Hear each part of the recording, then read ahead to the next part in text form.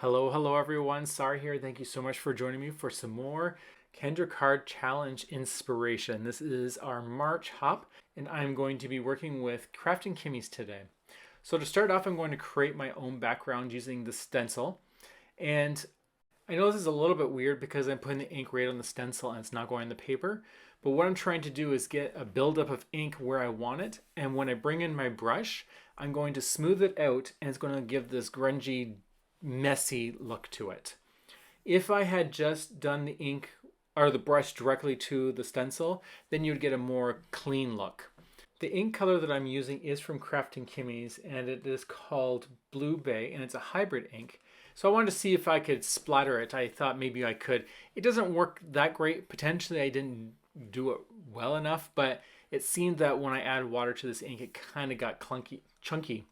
So I don't think this is a good solution for this type of ink, but I did at least get a little bit of those light blue drops on my paper to make it a little bit more grungy.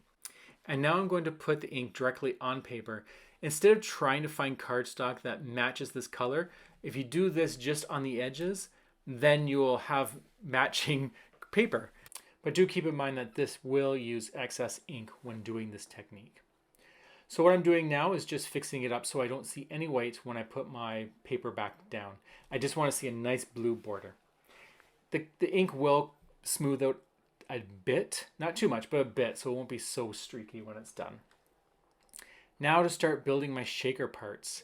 This is going to be the diamond that is in the sketch, and I'm going to create, it's probably about a 1/4 of an inch thick frame on this.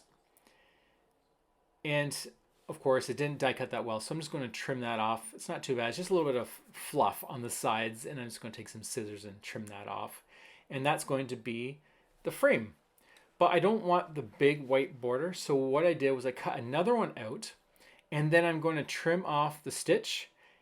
And when that's done, I now have a layer to put on top of my frame, but I'm going to color it blue using the same technique that I did with the background pattern paper, or the background matte layer. And I'm just going to do direct ink on paper. This one's a little bit messier. I was kind of rushing it. I was also wanting to see if it will smooth it a bit. It does a little bit, not too much. But I like that grungy look as well. And we'll just glue this down, and I'll try to center it on my frame as best as possible using the center cutout as the guide. But I did miscut a tiny bit, as you can see the white border there underneath. So I'll just take some fussy cutting scissors and just trim out anything that is showing past that blue frame. And it won't matter because it's all hidden anyways. There we go, just the slightest little sliver right out of there, and we're good. Now the next part of the shaker element is to get your acetate. I don't think I have the best acetate. Mine feels a little bit cloudy and dark, but I did purchase it and I refuse to buy more because I have so much of it. But I think it's a little bit thick, and that's why I didn't die cut it out either, because I cannot die cut through this stuff. It is way too heavy. It does not want to be cut. So squares, totally fine. You can just easily cut a bad piece out there and just glue it down. And now I'm going to use my foam tape. This is from Pear Blossom Press. The reason I love using this foam tape is because it's repositionable. If I make a mistake when putting my shaker element down, I can pick it up, and you have about 30 minutes, I believe, before it becomes permanent. All I need to do is cut this in half to make sure it's a 1/4 inch thick. I use my garbage scissors for this so that I don't gunk up my sharp ones. And this cuts so easily that I had no problems.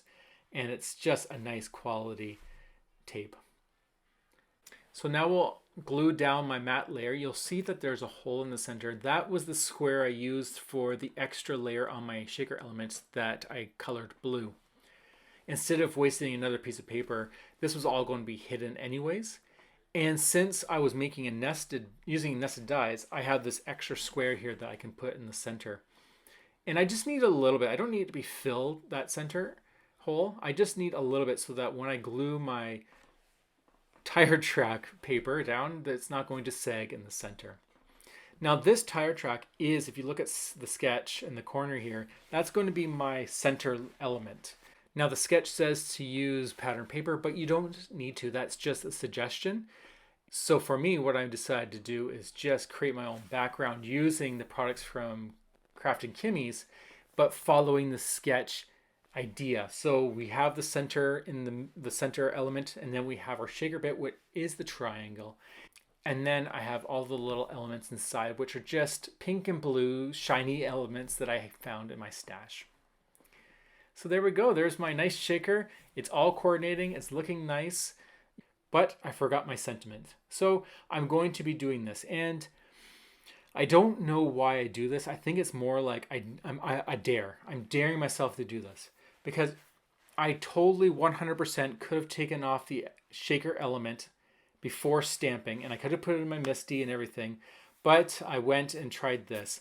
And you know what? I would have been so upset with myself if I wrecked it, but I don't know why I do it to myself. It's just, I'm going to blame laziness. I'm going to blame that I didn't want to take it all apart just so I can stamp it. And sometimes it pays off like it did here, but I can tell you how many times I've destroyed things with that attitude, and I do not recommend it, even though I keep doing it. Just plan ahead, and that won't happen. But the sentiment I use is awesome overload, and I thought it'd be kind of fun to have an overload of little gears and nuts and bolts all over the place with this cute little robot. Now I will say that this is a Kendra Card Challenge video hop, so there are other people on the design team who have contributed as well, so definitely check them out and see what they have created. If you're unfamiliar with this challenge, check the description box below and it'll give you all the details you need to find out more. And this is also a chance to win a digital download by Cards by Kendra, which will be announced on her channel. Just remember to fill out the form, which is also in the description box below. So there we go. There is my shaker card awesome overload. I do hope that you enjoyed this.